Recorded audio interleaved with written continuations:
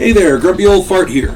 Due to YouTube's changing quote-unquote community standards, I created a channel called Grumpy Old Fart over on Rumble, a free speech alternative to YouTube. You can see all of my stuff over there, including my political and social commentary, as well as my current events videos. The links to my YouTube and Rumble channels, as well as links to let you order my books, are in the description of this video. If you enjoy my content, please like, share, subscribe, and comment. I welcome your comments, even if you disagree with me. Now, on with the video. Hey there, Grumpy Old Fart here. I'm doing an Advanced Dungeons & Dragons monster video on mold.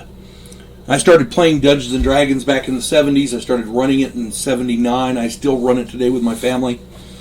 My opinion, first edition Advanced Dungeons & Dragons is the best version because of its flavor, but that's my opinion. I mean, if you enjoy later editions, more power to you. I'm just saying I like AD&D. I like doing these monster videos to give dungeon masters ideas of how to make their games better. So here we go. Mold. Molds of this type are one of the most insidious monsters a dungeon master can put against their players. Molds are on page 71 of the monster manual. Be sure to read up on them very, very thoroughly. They're kind of tricky. You got to understand them, so make sure you read up on them 2-3 times, take notes, that kind of thing. There are two basic types, yellow and brown. Generally, yellow is the more common type. A victim must make contact with a yellow mold to be affected, and it does like a D8 damage per contact. If the contact is rough, for example, a fumble in combat that hits the wall, or a missed arrow or a bolt that impacts the mold, then there's a 50-50 chance that the mold releases a spore or gas cloud, a cloud of spores. And this cloud will kill everyone in the area if a save versus poison is failed. So if they're way over there and you shoot it and an arrow and it hits the wall and the gas cloud's over there, that's cool. But if you're in melee combat, it'll affect everybody. You see what I'm saying? Because you're right there on it. You fail your saving throw and this stuff kills you. So yellow molds are quite nasty. Fire and light are best to use against a yellow mold. They like the dark and they like the cool temperatures.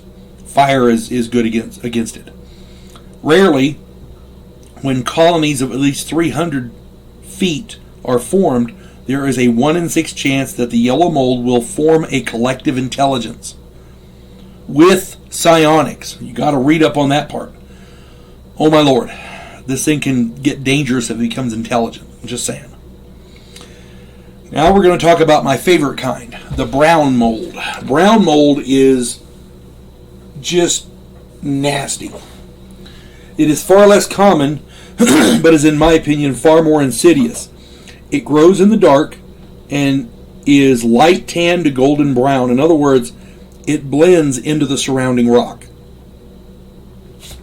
This mold absorbs heat, doing damage in the process.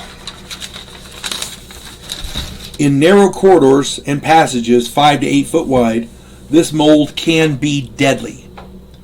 This mold absorbs body heat, doing 1 to 8 points of damage for every 10 degrees of body heat over 55 degrees. Human body heat is 98 degrees Fahrenheit. That's a difference of 43 degrees.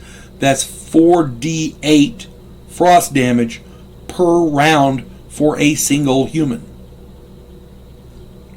And if that player character has a torch, it will grow exponentially down the hall or the corridor or the passage, which makes it even longer, more time to get through. There are more rounds to take damage. God forbid the player character wizard uses a fire spell to burn the mold away. Fire is a favorite among player characters, as we all know. Fireballs, burning hands, that kind of thing. Heat makes this thing grow, so a fireball will put the players in a world of hurt. I'm just saying. And cold effects, different cold spells, the cone of cold, that kind of thing, are useful against it. The most insidious part of this is that absorbing heat like it does, the area is very cold. The way you combat cold is to build a big fire, which grows the mold. You see what I'm saying?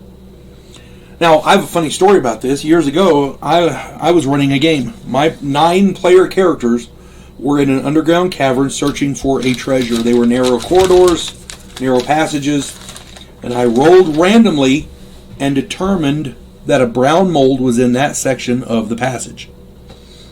These were fairly high level characters. I figured they would understand and do something different. The player characters all noticed the cold, so they pulled their cloaks tighter and lit torches. The damage that they took was ignored. As they continued on, the heat of the torches grew the mold ahead of them. They never thought to look for a source of the chill. They thought it was just natural. When they camped that night, they made a huge fire because they wanted to keep warm.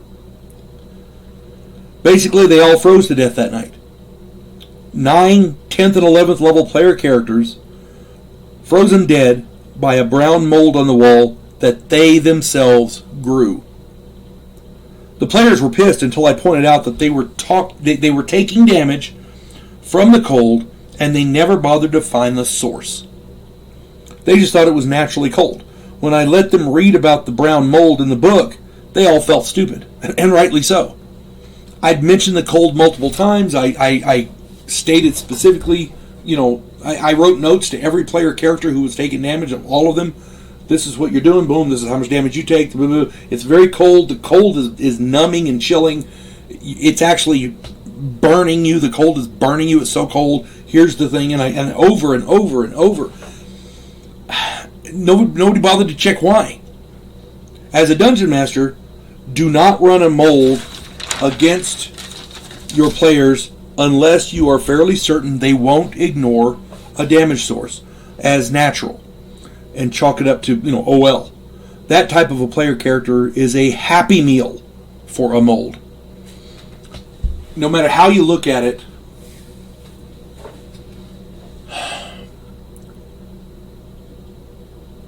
these characters, these players, should have done something different. Well, hell, it's cold in here. Let's find out why. We can't find out why. Okay.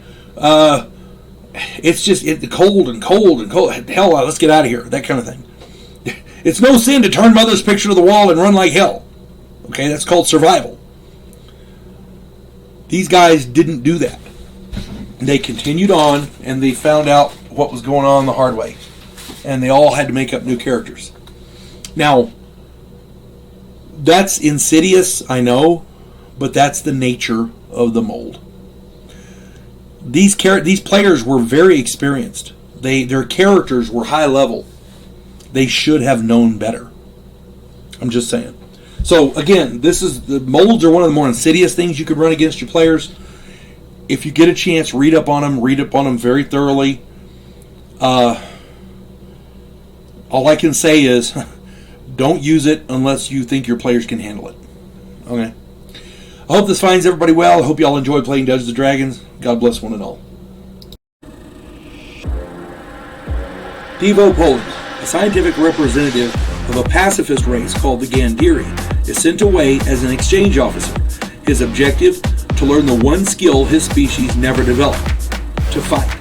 And he's sent to learn that skill from the one species who does it better than any other in the galaxy, humans. If you like science fiction with an upbeat military tone, check out my novel, Vanguard 1.